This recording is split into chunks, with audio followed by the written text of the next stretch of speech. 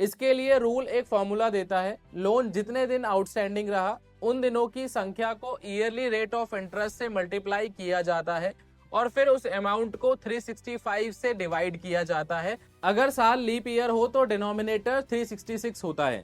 मतलब government interest को months, weeks या अप्रोक्सीमेशन के बेसिस पर कैलकुलेट नहीं करती, बल्कि कैलेंडर के हर एक दिन को काउंट करती है। इसका सीधा मतलब ये हुआ कि अगर पैसा 50 दिन के लिए यूज हुआ तो इंटरेस्ट भी सिर्फ 50 दिन का लगेगा, और अगर 180 दिन के लिए यूज हुआ तो इंटरेस्ट भी 180 दिन का ही लगेगा, ना एक दिन कम ना एक दिन ज्यादा। ये रूल बोरोवर और गवर्नमेंट दोनों के लिए फेयरनेस इंश्योर करता है।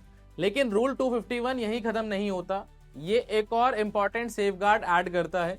ये डेली कैलकुलेशन मेथड तभी अप्लाई होता है जब किसी स्पेसिफिक लोन या किसी क्लास ऑफ लोन्स के लिए कोई अलग प्रिस्क्राइब्ड मेथड एग्जिस्ट ना करता हो।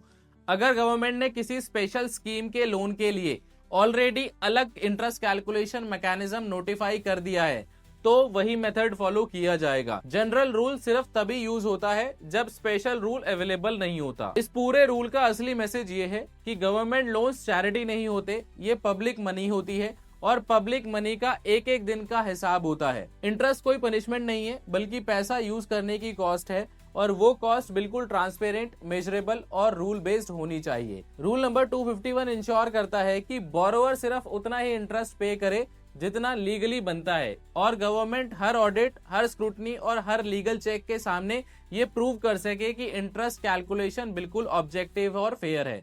रूल नंबर 251 ये इंश्योर करता है कि बोरोवर सिर्फ उतना ही इंटरेस्ट पे करे जितना लीगली बनता है, और गवर्नमेंट हर ऑडिट, हर स्क्रूटनी और हर लीगल चेक के सामने ये प्रूव कर सके कि इंटरेस्ट कैलकुलेशन बिल्कुल ऑब्जेक्टिव और फेयर है। सिंपल शब्दों में रूल नंबर 251 बोलता है, लोन लो, पैसा यूज करो, टाइम पर रीपे करो, और इंटरेस्ट सिर्फ उतना दो जितना गवर्नमेंट के रूल्स अलाउ करते हैं, ना एक दिन ज्यादा ना 1 रुपया एक्स्ट्रा।